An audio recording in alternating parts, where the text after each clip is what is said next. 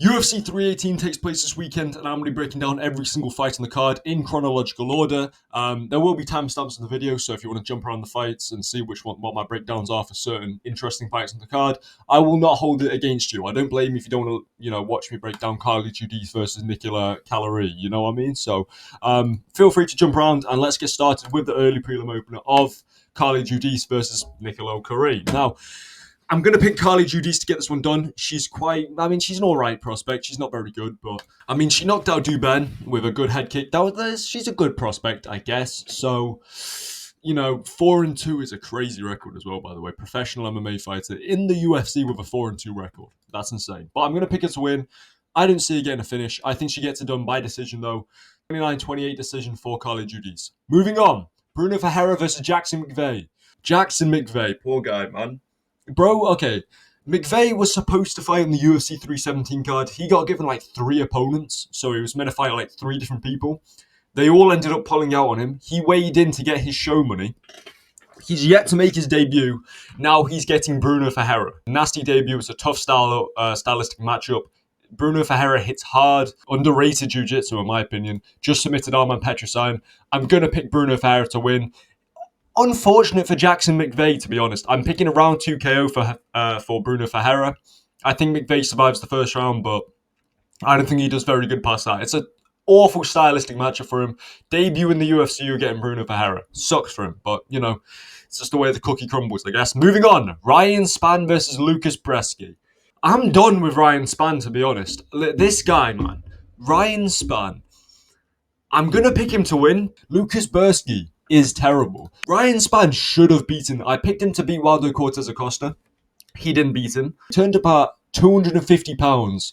Pretty much just looks out of shape. That's how he turned up against Waldo. So, Lukasz Brzeski is terrible, though. He did school Valter Walker, though. So, I'll give him that. But I think Ryan Spann should get this one done. Round 1 knockout. If he doesn't, this heavyweight experiment is over for Ryan Spann. Moving on. Jimmy Crute versus Marcin Prachnio. Jimmy Crute is an interesting one because he has a lot of draws in his resume because what he tends to do is he damages or hurts his opponent and tends to just gas out. That's what he did in his last fight against Ballatio.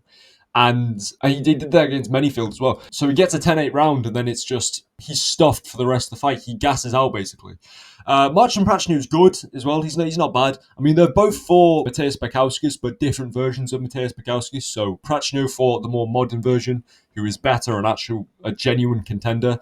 Whereas, Jimmy Crute for the older, 2020 version, right as he got cut from the UFC. So different versions of Bukauskas. Other than that, it's a 50-50 in my opinion. They're both roughly around the same level in terms of skill. I'm going to take Jimmy Crute to win this. I think he gets himself a 10-8 round and then wins the second round and then just gasses out in the third and covers up, trying to not die effectively or get knocked out by Marcin Prachnio. So I think Crute wins this 29-28 or 29-27 decision. Moving on. Adam Fugitt versus Islam Dulatov. I think Islam Dulatov will win this one. He looked pretty good in his Contender Series fight. Adam Fugitt is kind of mid. Yeah, it's a good debut for him. It's not like the McVey situation where, McVey's being given Bruno Ferreira. Adam Fugitt is a very, very mid welterweight in the UFC. I think he gets it done by round 1 KO. He's got good power in his hands. He's a round 1 fighter. You look at some of his fights, pretty much all of them have ended inside the first round. I'm going to pick him to win by round 1 KO. Moving on to the prelims. Artur Guter versus Robert Valentin. Artur Guter is like the reincarnation of Francis Ngannou. So, 6'4", 81-inch reach. He's from Cameroon as well. So, he's basically just Francis Ngannou at middleweight. A lot of power in his hands as well. He fought this guy in Mexico. The guy he fought wasn't too good, but he managed to finish him in the first round, made the guy a complete punching bag, mauled him. I think he gets this one done. I think he gets it done by round 1 KO. He catches Robert Valentin on the chin with an overhand right. I think he gets it done. Moving on. Francesco Prado versus Nikolay Veretennikov. I think, the thing is with Prado, he moved up from lightweight. Lightweight is stacked. I don't blame him for wanting to move up. He's not a welterweight. He's not a welterweight-sized guy. He's very small for the division. But Nikolay Veretennikov is terrible. He is a terrible fighter. I think Prado is good enough to get this one done. I think his skill makes up for the fact that he's too small in this fight, basically. I don't see a finish happening. I think Prado gets this one done by decision. He's like 5'9" with a 69-inch reach. He won't go far at welterweight because he's not big enough, but he's good enough to beat Veretennikov, you know what I mean? So Francesco Prado by decision. Moving on. Marvin Vettori versus Brendan Allen. Why was this fight not booked onto the main card? The fact that these guys weren't at the press conference yesterday is insane to me. Because these guys have beef. These guys are fighting on the streets with each other. Not on the streets, in a casino, but it's the same shit, you know what I mean? Sticky is sticky.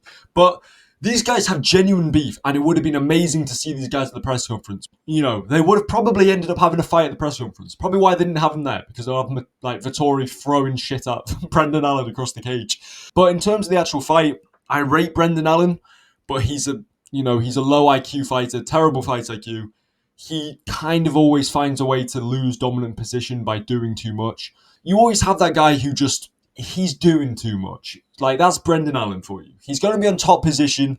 He's going to be in a perfectly fine situation to land ground and pound, maybe go for a few submissions, and then he'll find some way to end up on bottom position. Watching Brendan Allen fight feels like smashing my head against a wall, to be honest. But Marvin Vettori is even worse. Marvin Vettori is the most one-dimensional fighter on the roster.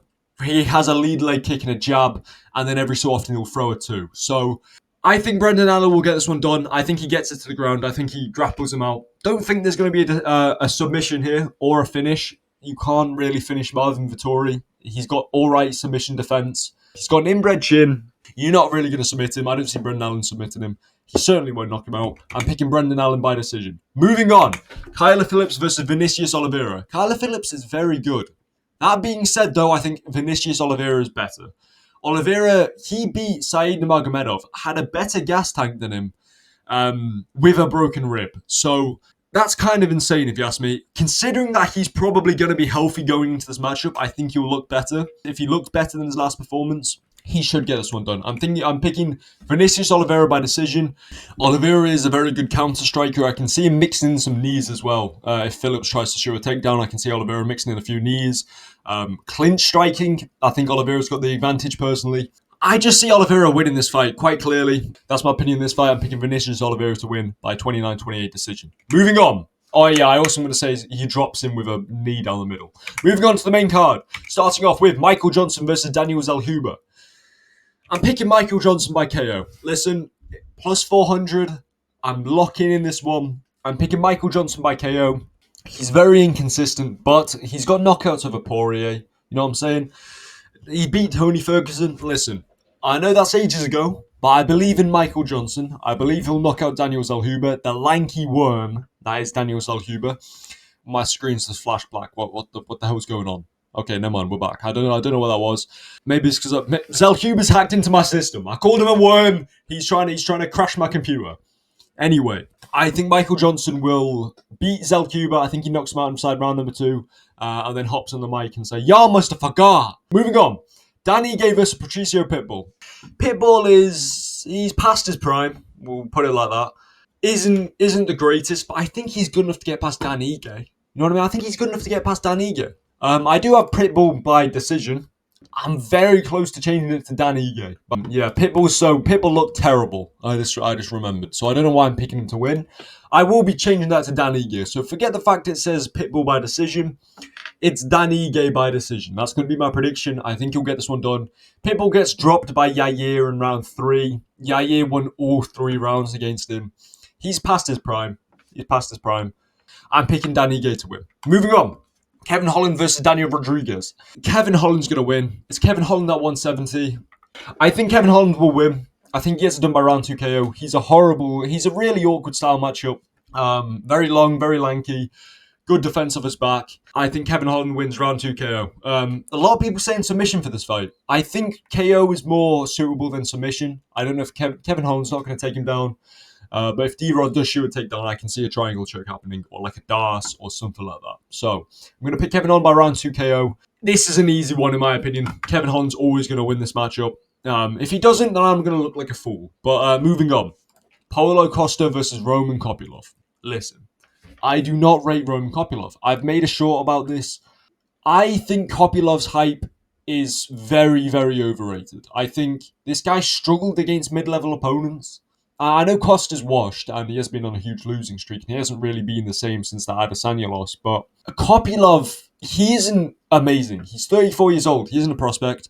I refuse to believe that he's a prospect at 34. Do you know what the definition of prospect is? But I think Costa will get this one done. I'm picking round 2 KO for Costa. He was tweaking at the press conference, like bouncing up and down. So I don't know what stimulants he's been taking, but that might help him in this fight. Who knows? He might be a little bit more switched on. In that Sean Strickland fight, he wasn't. He was backing up a lot. Against Kopylov, you cannot back up. You have to. If you back Kopylov up, which I think Costa will be able to do stylistically, Kopylov is shit. If you back him up, if you put him on the back foot, I think Costa will win this one. I think Paulo Costa gets this one done. I'm saying round 2 KO with a knockdown in round 1. Moving on to the main event, Max Holloway versus Dustin Poirier. These guys have fought twice before. Poirier has won both of them. I made a separate breakdown on this fight. You should go watch that video. But Holloway has improved a lot since their last outing. Like Holloway, he beat the brakes off Yair. He beat the brakes off Calvin Kattar. Arguably beat Volkanovski in their second fight. Beat up Arnold Allen.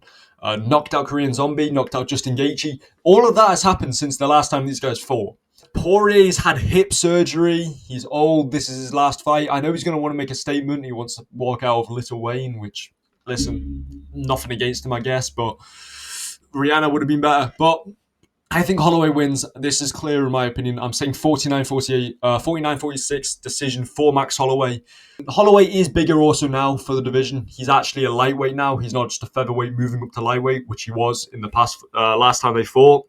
I think Max Holloway gets this one done. I think there is one problem though. He is coming off of the loss to Ilia Topuria, which, we don't know what his chin's looking like. I would presume it's, fully recovered. He's taken a lot of time off. He's moving up a division, so he's not draining that much to featherweight. I think he gets this one done. So I'm picking Max Holloway by decision, 49-46. Let me know what you think of my picks in the comments below, and I'll see you in the next video. Goodbye.